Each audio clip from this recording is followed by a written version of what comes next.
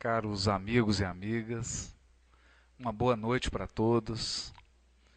É com muita alegria que nós comparecemos a essa semana que se comemora na União Espírita Mineira, uma semana preenchida com participações e palestras.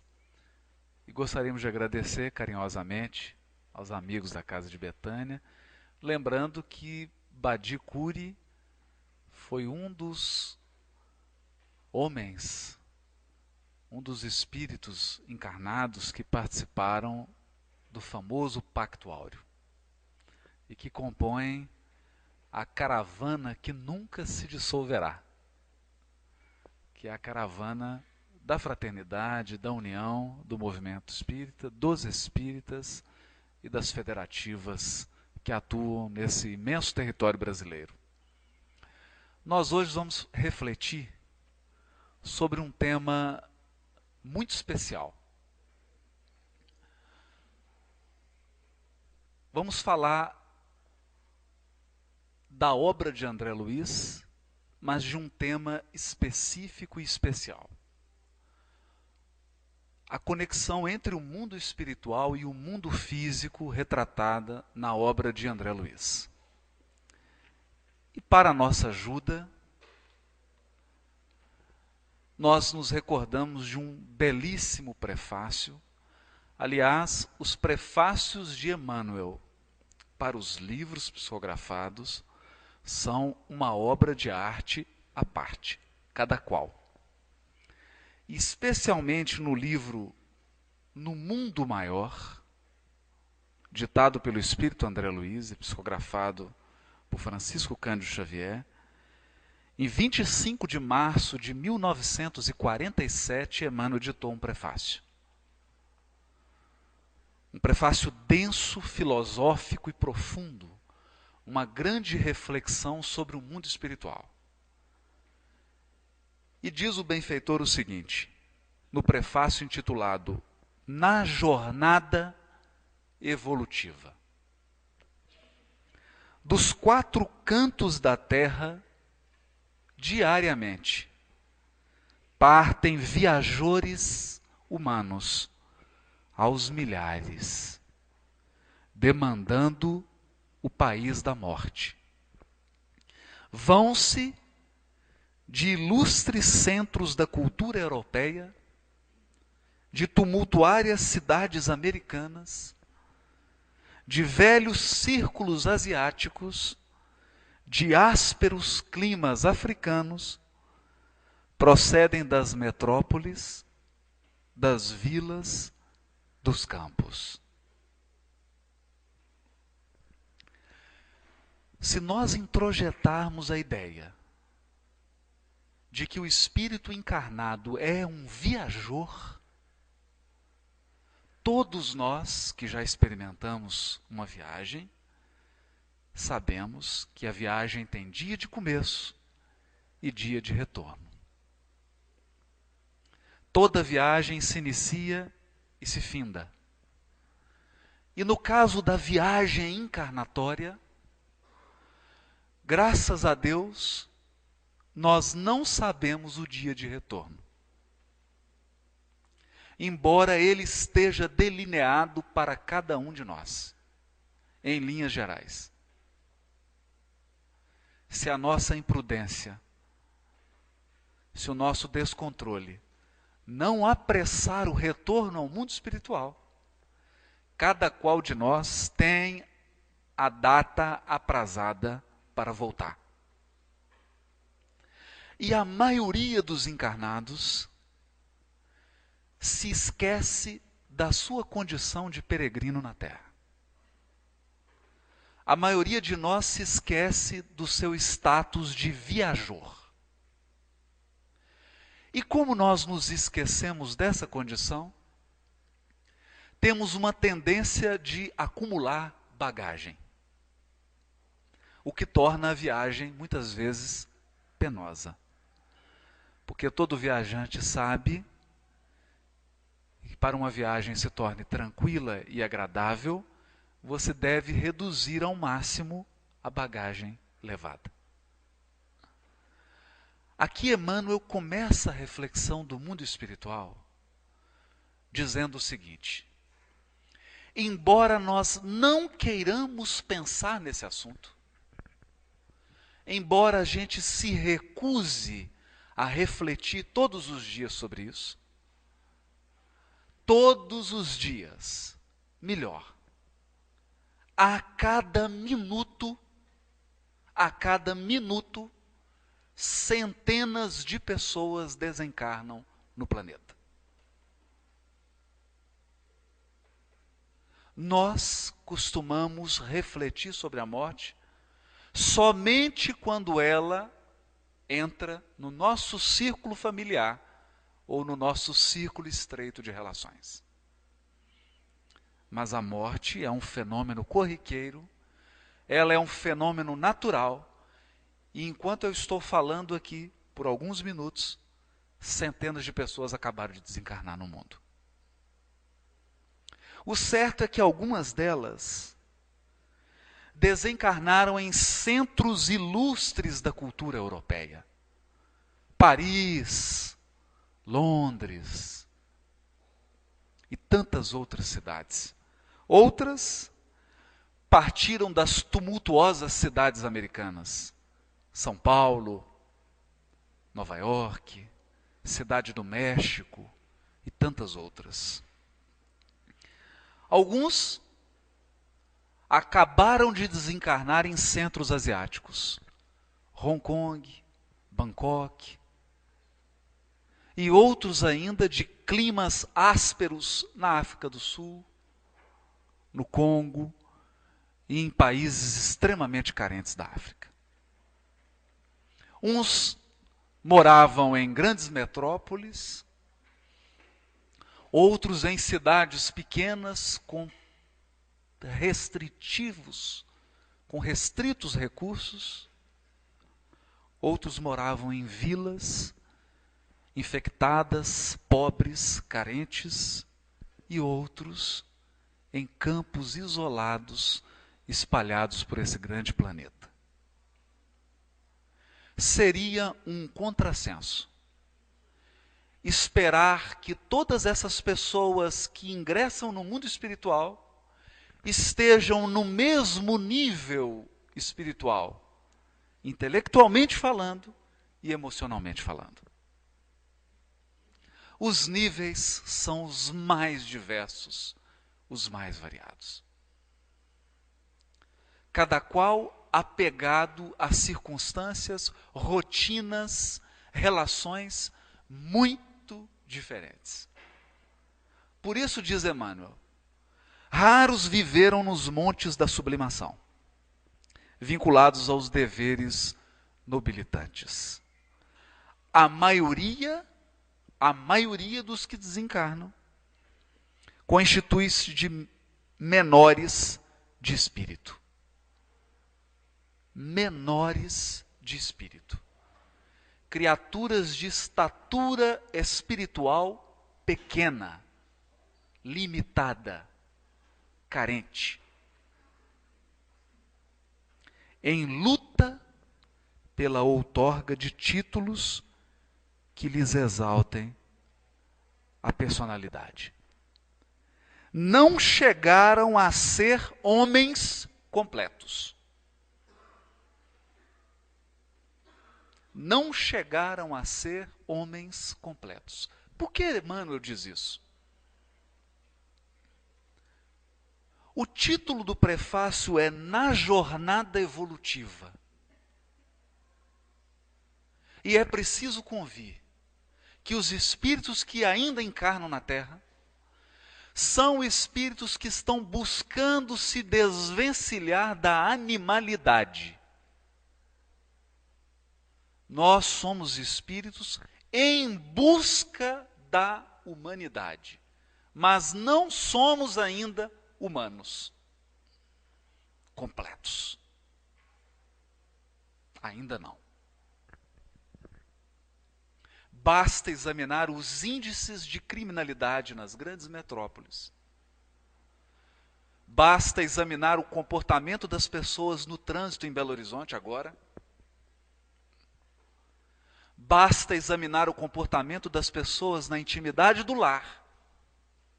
Basta examinar o comportamento dos nossos políticos, o comportamento dos gestores de verba pública. Basta examinar a nossa educação, as condições de moradia, de salubridade das nossas cidades. E não precisa examinar muito, que nós vamos chegar a uma conclusão. A maioria de nós não chegou ainda a ser um ser humano completo. Não fossem as leis criminais, dizem os psiquiatras, dizem eles, não fossem as leis, sobretudo as leis criminais, não fossem os controles políticos e econômicos exercidos sobre a grande massa, não fossem esses controles sociais, nós estaríamos nos atacando e nos comportando como legítimos animais na via pública. Basta um cochilo da pessoa, basta um momento de invigilância para que qualquer um de nós assuma um comportamento animalesco. Um comportamento que leva uma mulher a matar o marido e a cortar o seu corpo em pedaços. Um comportamento que leva alguém a matar gratuitamente. Um comportamento que leva um homem público a roubar o dinheiro da merenda escolar.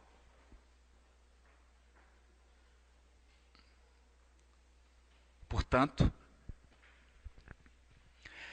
essa grande massa egressa da vida física e que adentra no mundo espiritual é uma massa que não concretizou o propósito de todo mundo que encarna.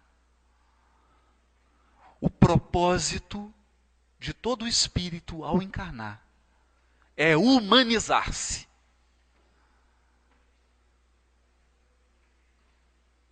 Eu não disse angelizar-se. Porque diz Emmanuel no livro Roteiro, a distância que separa um cão de nós é a mesma que nos separa de um anjo. Portanto, na maioria, nós estamos imensamente distantes da angelitude. Estamos procurando humanidade, nos tornar seres humanos. O grande desafio que é posto ao encarnado. E que, segundo Emmanuel, a maioria não cumpre. Ele chega a acrescentar: atravessaram a mare magnum, usa um termo latino da humanidade. Atravessaram o mar comum da humanidade. Atravessaram a condição comum da humanidade em contínua experimentação. A maioria dos encarnados está ainda num jogo de acerto e erro. Sabendo o que é certo e fazendo o que é errado, para experimentar se é realmente errado. Sabendo o que é certo, mas fazendo o que é errado, confiando que não será punido. Sabendo o que é certo, fazendo o que é errado, porque não quer pensar que há uma lei divina que rege com absoluta justiça as nossas condutas. Então atravessam a encarnação num clima de profunda experimentação. Muitas vezes acomodaram-se com os vícios de toda sorte. Acomodaram-se com os vícios. É a rotina, a acomodação, a perda da vontade, a perda de rumo, a perda de objetivo. É navegar sem rota, navegar sem rumo. Sabe Deus para onde, sabe Deus quando. Como um barco lançado ao oceano, ao sabor das ondas. Apesar disso, porém, quase sempre se atribuíam a indébita condição de eleitos da providência. Eleitos da providência. A maioria de nós alimenta o sentimento de ser uma criatura tão especial que mereça um tratamento especial da providência divina.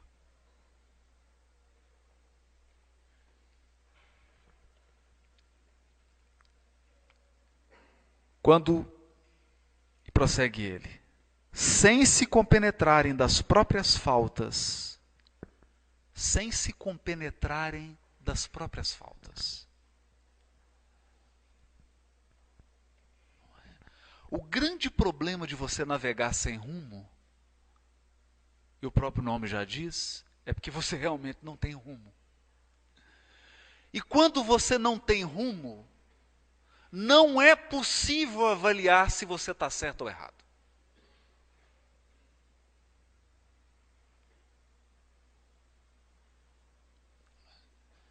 De modo que se você não sabe para onde ir em Belo Horizonte, você pode pegar qualquer ônibus, amarelo, vermelho, azul. Você já não sabe para onde ir mesmo. Se for para leste, oeste, norte, sul, tanto faz. Você está sem rumo.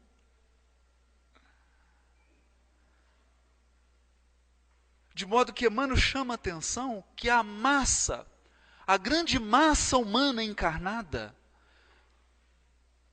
perdeu o parâmetro para avaliar sua própria vida. O que é certo e o que é errado. Se está agindo corretamente ou não. Esperando um paraíso de graças para si e um inferno de intérmino tormento para os outros.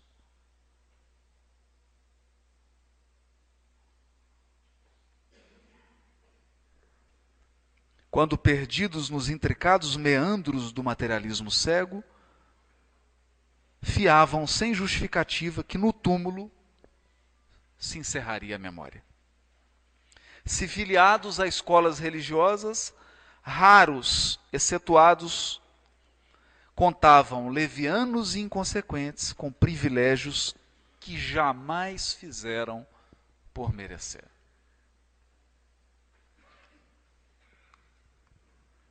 Onde albergar a estranha e infinita caravana? Se por um dia qualquer um de nós fosse encarregado de receber no mundo espiritual todos os desencarnados daquele dia, como você trataria essa caravana? Pense. Pense só por uma imaginação, não precisa levar a sério não. Pensa que você vai desencarnar hoje, 10 horas da noite.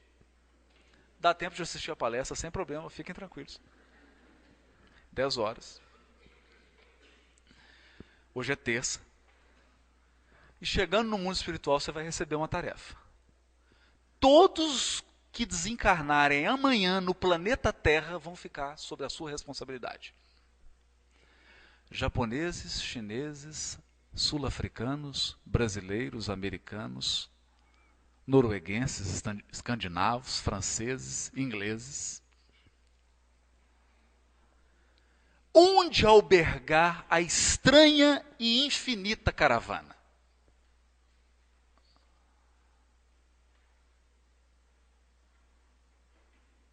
Emmanuel está forçando os limites dos conceitos teológicos.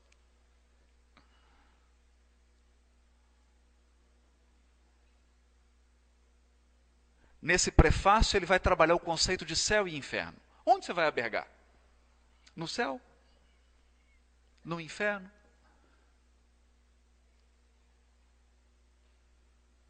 Às vezes algumas pessoas perguntam assim da obra de André Luiz: olha, mas a obra de André Luiz fala que tem cidade, que tem casa. Você imaginava que o mundo espiritual tivesse o quê? Nuvem branca? Fumaça? Um lago gigante? E quem não sabe nadar? Um campo gigantesco? Haverá tradução simultânea para São Pedro? Porque São Pedro fala aramaico, que é a língua materna dele. Como é que ele vai se comunicar com os japoneses desencarnados? Com os ingleses?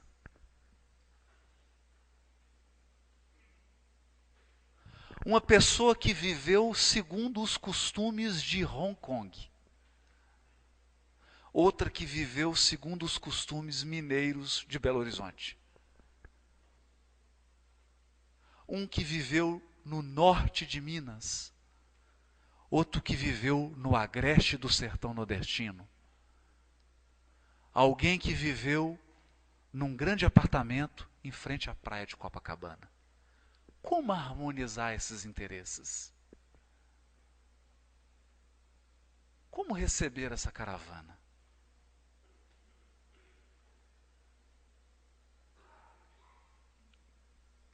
Perante, aí ele continua. Como designar a mesma estação de destino a viajantes de cultura, posição e bagagem tão diversas?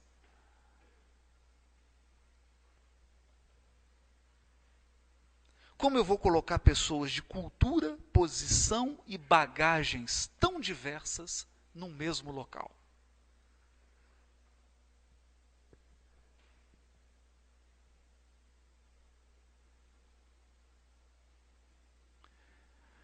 De modo que a lógica, o bom senso aponta para uma providência do mundo espiritual. É preciso adaptar o mundo espiritual das proximidades da Terra às pessoas que estão desencarnando.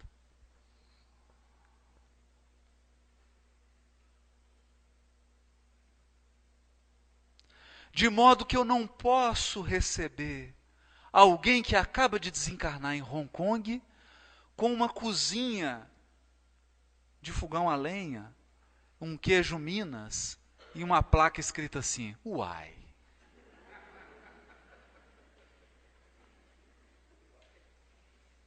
É preciso adaptar o ambiente espiritual para receber alguém de cultura, posição espiritual diversa.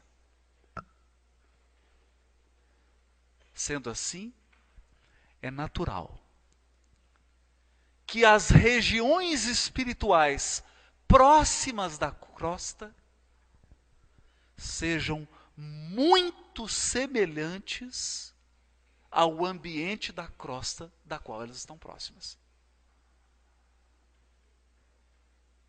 A cidade espiritual que está pertinho de Belo Horizonte é quase uma Belo Horizonte.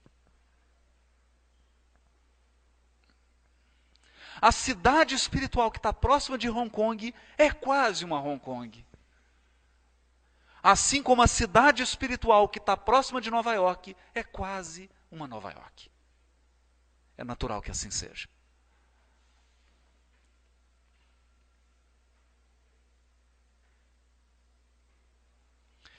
E é essa informação que a obra de André Luiz traz detalhadamente. Detalhadamente.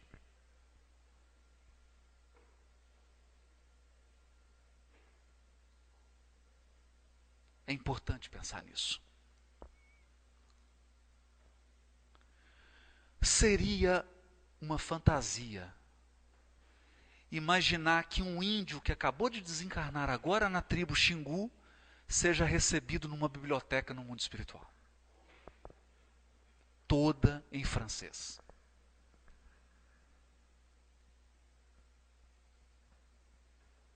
ele vai se sentir profundamente inadaptado. Essa criatura se sentiria profundamente constrangida, sem lugar, humilhada até. E é isso que a obra de André Luiz vai retratar. Um mundo espiritual racional, palpável, lógico, que faz sentido. Um mundo espiritual condizente com a sabedoria de Deus.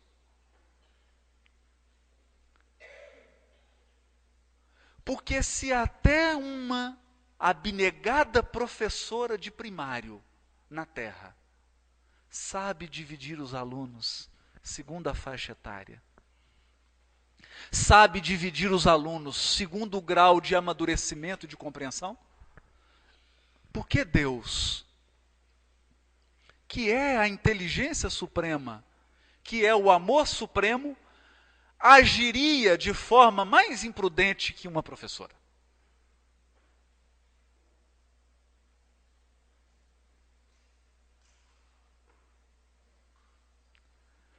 Então, ao ler a obra de André Luiz, nós vamos encontrar um mundo espiritual plausível, real. Um mundo espiritual condizente. André Luiz não vai retratar as esferas superiores, inacessíveis à nossa compreensão. Porque faltaria elementos de comparação.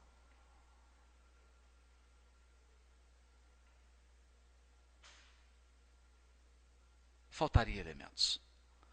Há alguns flashes na obra de André Luiz, como, por exemplo, na obra Obreiros da Vida Eterna. O próprio título é sugestivo. Quem imaginava que ia se aposentar quando desencarnasse, ficou decepcionado com essa obra.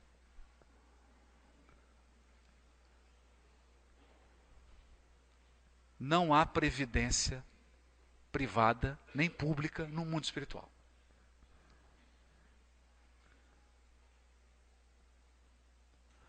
O trabalho prossegue eternamente. Obreiros da Vida Eterna. E num dos flashes da obra, Asclépios diz o benfeitor a André Luiz: um espírito que se materializaria no mundo espiritual. Por que se materializaria? Porque esse espírito não possui mais a forma humana. André Luiz não descreve isso. Não há na obra de André Luiz uma descrição pormenorizada de esferas em que espíritos não têm mais a forma humana. Sabe por quê? Porque não teria propósito nessa descrição. Nós estamos tão distanciados dessa condição. Faltaria tantos elementos de comparação para que a gente possa entender a vida numa esfera em que as pessoas não têm mais a forma humana, não têm mais corpo.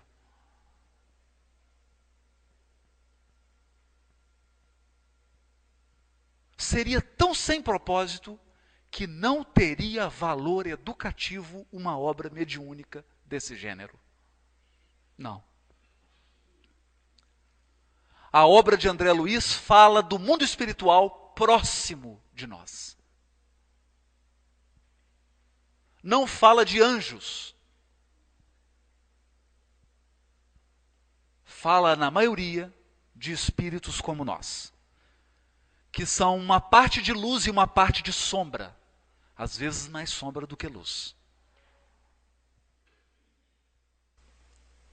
E quando fala de benfeitores, mostra que todos eles, A maioria esmagadora dos benfeitores das obras de André Luiz são espíritos que cometeram graves erros. E no ato de corrigir esses erros, transformaram-se em benfeitores.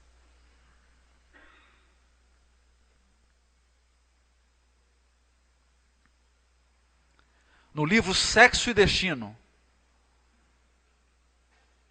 aquele espírito que foi o responsável pela derrocada sexual de todas as personagens da história é exatamente o benfeitor Félix. Aquele responsável por resgatar todos aqueles que ele ajudou a tombar. Não tem mágica. Não tem truque. Isso aqui não é Harry Potter. Não tem varinha, não tem porção mágica. Se você era ignorante quando estava encarnado, no mundo espiritual, você é ignorante do mesmo jeito. Aliás, corre o risco de você ser mais ignorante ainda. Porque aqui, pelo menos, você conhecia alguma coisa da vida social. Lá no mundo espiritual, nem isso. Se você é um amante do estudo aqui, no mundo espiritual você será um amante do estudo. Se enquanto encarnado, cada 10 palavras suas, 9 são bobagem, no mundo espiritual é a mesma coisa.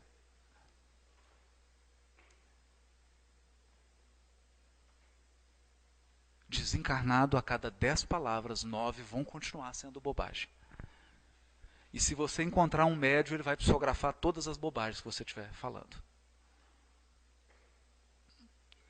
Porque a desencarnação não tem o condão de nos melhorar. Assim como você não se torna melhor porque atravessou uma porta. Porque entrou numa sala ou entrou num quarto. Deslocar-se fisicamente não implica necessariamente em deslocar-se intimamente. De modo que, na maioria esmagadora das desencarnações, a única diferença entre o desencarnado e nós é que nós, por enquanto, temos um corpo. Por enquanto. É a única diferença. Então, com essa visão de realidade, com esse senso de proporção, a obra de André Luiz não é uma obra do miraculoso.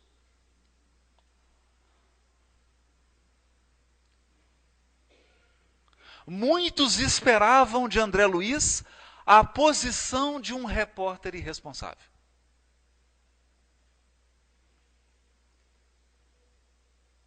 André Luiz poderia ter descrito enfadonhamente, detalhadamente, vários aspectos do mundo espiritual. Mas ele renunciou a fazê-lo. Por quê? Porque André Luiz não descreve nada do mundo espiritual que não tenha um propósito educativo.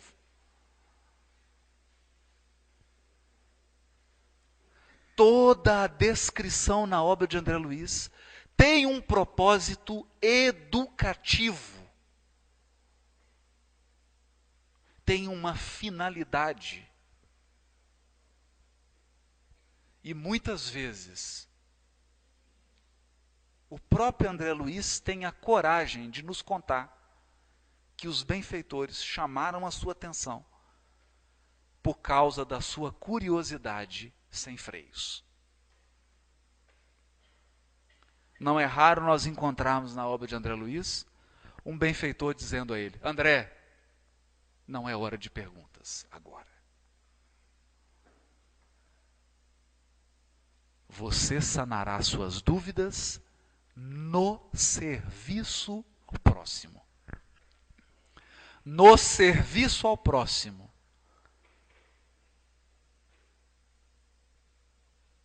Controla a tua curiosidade. E ele sabia esperar.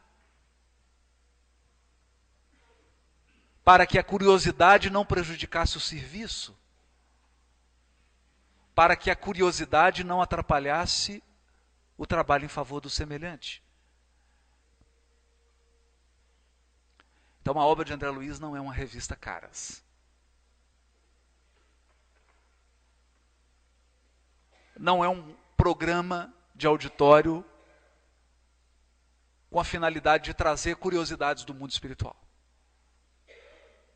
Não é uma passarela de moda e de costumes. Aqui não. Aqui cada história, cada personagem, cada fato narrado está conectada a uma lição que o leitor deve descobrir.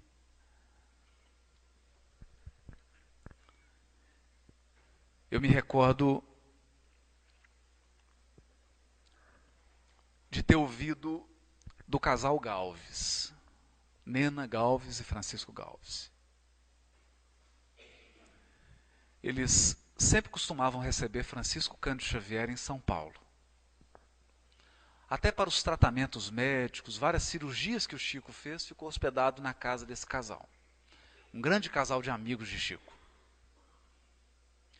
E ela disse que certa vez o Chico hospedou-se na sua casa e ele estava terminando a psicografia de uma obra, de André Luiz. Era a obra Entre a Terra e o Céu. Quando o Chico terminou a psicografia, isso era 11h30, meia-noite. O Chico virou-se para o marido dela e falou: Francisco, eu preciso que você me leve em tal lugar. Ele falou: Chico, mas é do outro lado de São Paulo, Chico. É muito longe.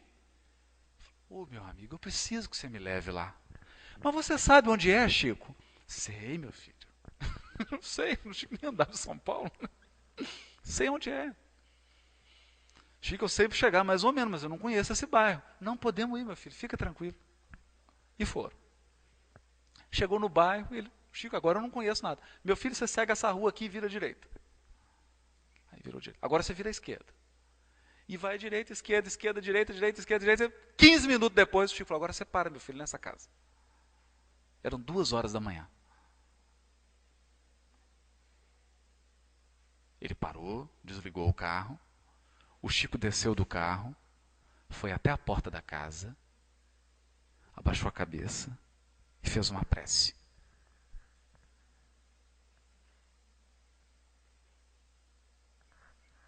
O casal ficou olhando o Chico. Oh, meu Deus, nós andamos isso tudo para fazer uma prece. Podia ter feito de lá, de casa, né? Nossa visão comodista. O Chico entrou no carro e falou: ô Chico, mas você veio aqui para fazer essa prece, né? Ele falou: meu filho, o livro que eu acabo de psicografar, as personagens do livro estão nessa casa. Depois que você lê o livro, você vai entender. Então eu vim aqui fazer uma prece por eles. Porque houve o desfecho da história e uns que acabaram de reencarnar estão aqui nessa casa. E aí ninguém falou mais nada. Então são histórias vivas. Histórias para os viajores, para quem está na jornada evolutiva. Eu me recordo do saudoso e querido presidente da União Espírita Mineira, Honório Abreu, que dizia assim: meu filho, o nosso desafio na doutrina espírita é a evolução consciente. Porque inconsciente está a maioria encarnada. Não sabe de onde veio, para onde vai e nem por quê. O nosso desafio na doutrina espírita é encontrar o propósito da nossa encarnação. Para que você está encarnado? Por que você nasceu na família que nasceu? Por que você tem os cunhados e a sogra que você tem? Por que você tem os filhos e as filhas que você tem? O companheiro ou a companheira que você tem? Por que você acha que trabalha onde você trabalha? Qual é o propósito da tua encarnação?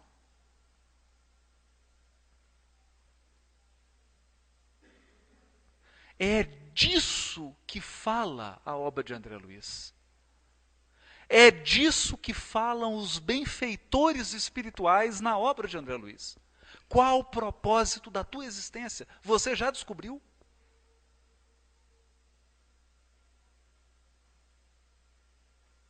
Você sabe qual é o conjunto de tarefas com que você nasceu? E pelas quais você será avaliado?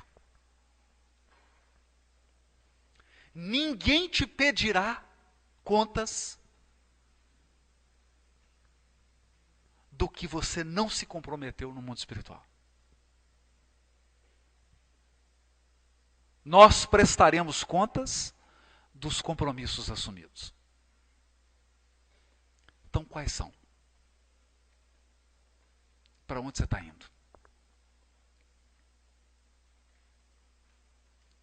Qual é a sua expectativa de melhoria? 10%? 5%? 20%? 30%? 0%? Menos 10%? Porque tem jeito de piorar. Piorar sempre tem jeito. Você pode chegar com um conjunto de débitos aqui e voltar com o triplo.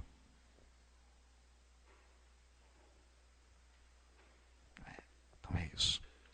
Perante a Suprema Justiça, o malgache e o inglês fruem dos mesmos direitos.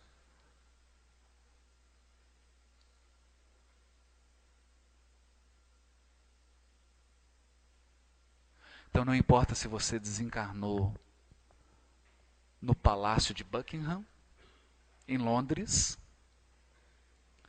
ou se você desencarnou numa tribo do Xingu. Perante as leis divinas, todos temos os mesmos direitos inalienáveis de filhos de Deus.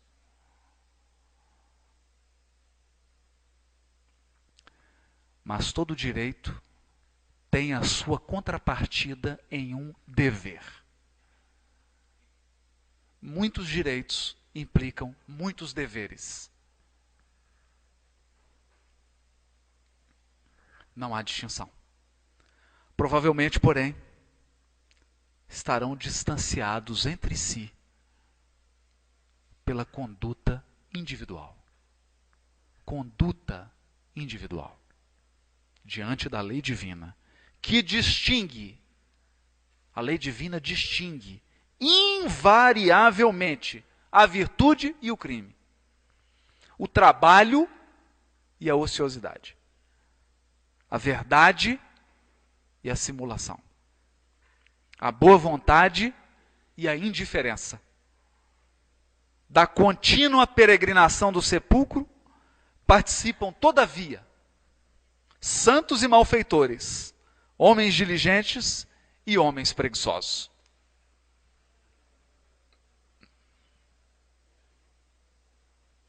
Emmanuel está dizendo, e nós sabemos, desencarnam os santos e os criminosos. Porque a porta do túmulo não abre exceção para ninguém.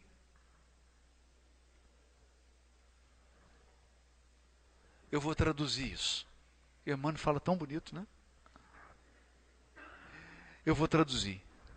Todo mundo aqui vai desencarnar. Inclusive você. inclusive eu. Todos. Não importa a sua estatura espiritual, todos atravessaremos o túmulo. E uma vez atravessados os umbrais da desencarnação, nós seremos avaliados pela nossa conduta individual.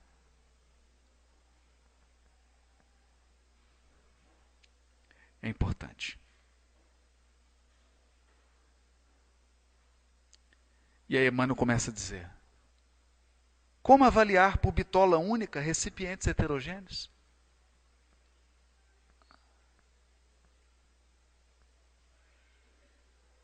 Como que eu vou criar um critério único para avaliar todos os seres humanos? De todos os lugares do planeta?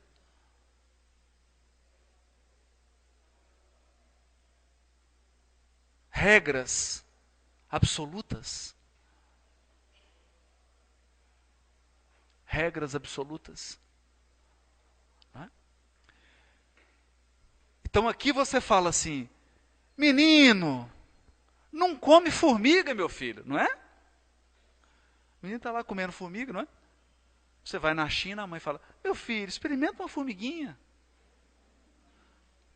Vai numa tribo e fala: filho, essa formiga é tão gostosinha, experimenta um pouquinho.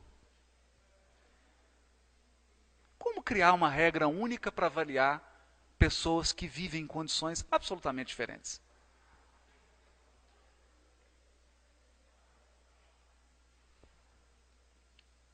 Considerando, porém, nossa origem comum, não somos todos filhos do mesmo Pai?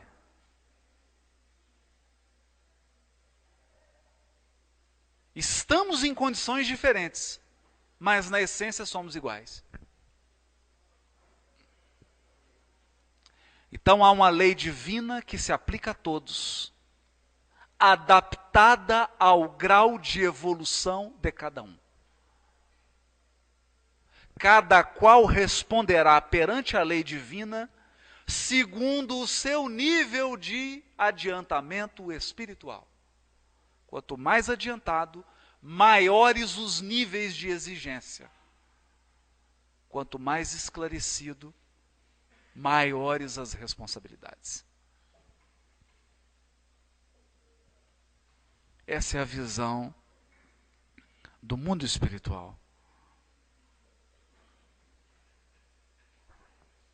Por isso diz Emmanuel, a lógica e o bom senso nem sempre se compadecem com argumentos teológicos imutáveis. O fato de nós acreditarmos em algo não muda as leis divinas. O fato de você ter uma ideia e querer que todos se adaptem a ela não muda as regras da vida.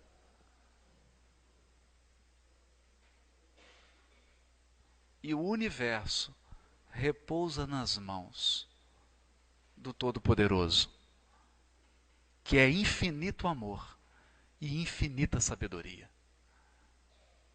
O universo repousa nas mãos da infinita sabedoria e do infinito amor. Não há espaço para as limitações humanas de avaliação, de cálculo, de julgamento na justiça divina.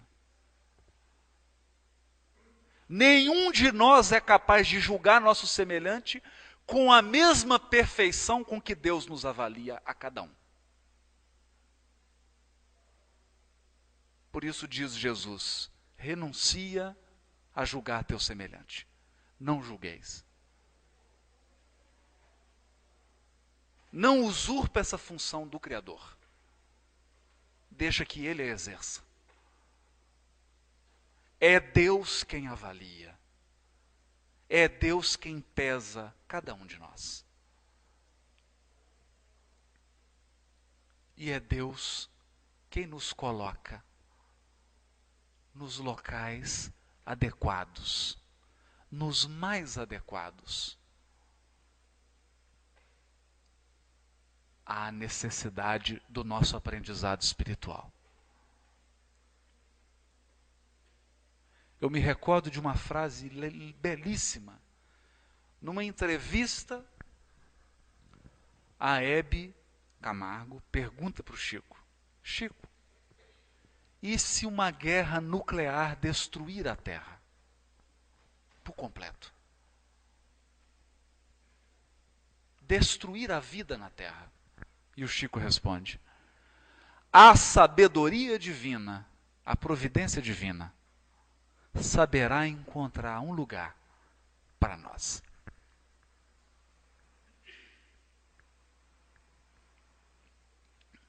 Tanto na vida física, quanto no mundo espiritual.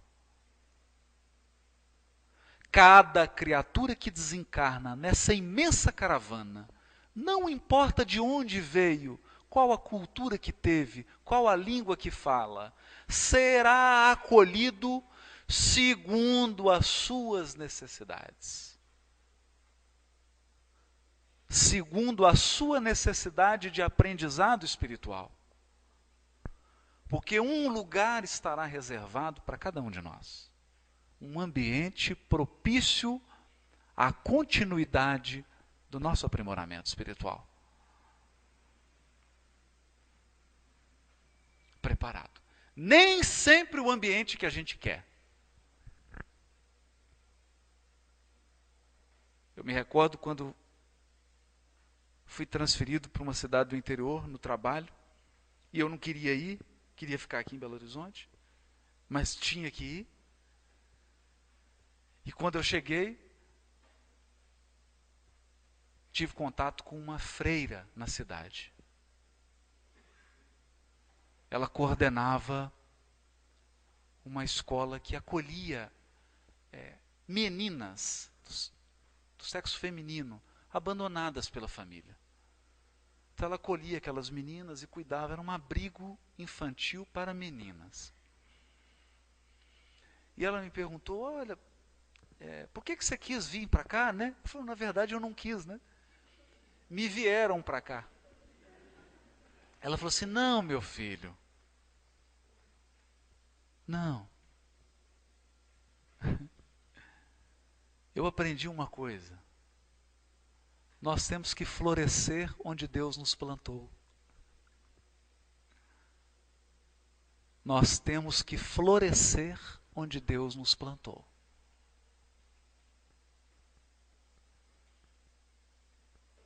Porque uma coisa é florescer onde você quer estar. Quando você está onde quer. Outra coisa é florescer quando você está onde precisa estar.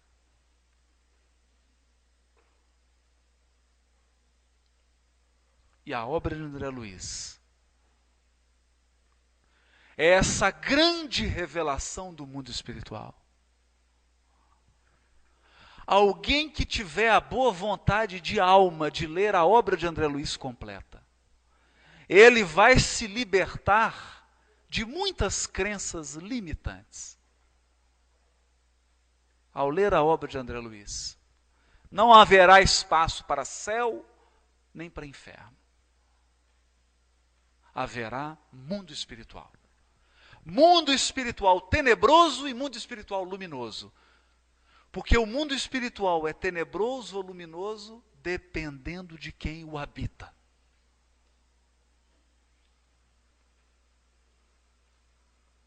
Só habita nas trevas quem tem treva por dentro.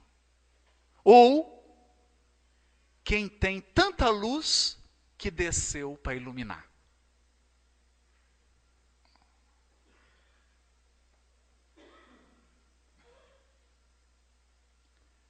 Então é esse quadro real.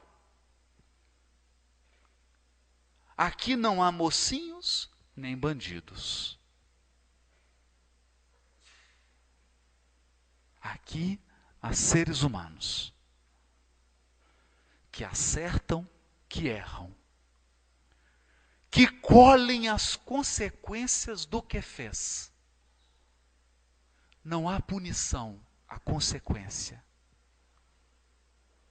Nós colhemos da nossa própria seara. Nós colhemos do nosso próprio campo. E o nosso campo é nossa própria vida. Como vivemos será a nossa colheita. Eu posso dizer, nesse momento final, e como testemunho, eu conheci a doutrina espírita com 15 anos de idade.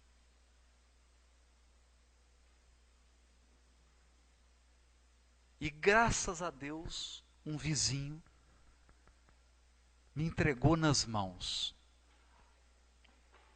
Após a desencarnação de uma pessoa muito querida, não era parente, na verdade era uma vizinha, mas muito querida mesmo. Ela desencarnou deixando 6 filhos. Um deles com 5 anos de idade.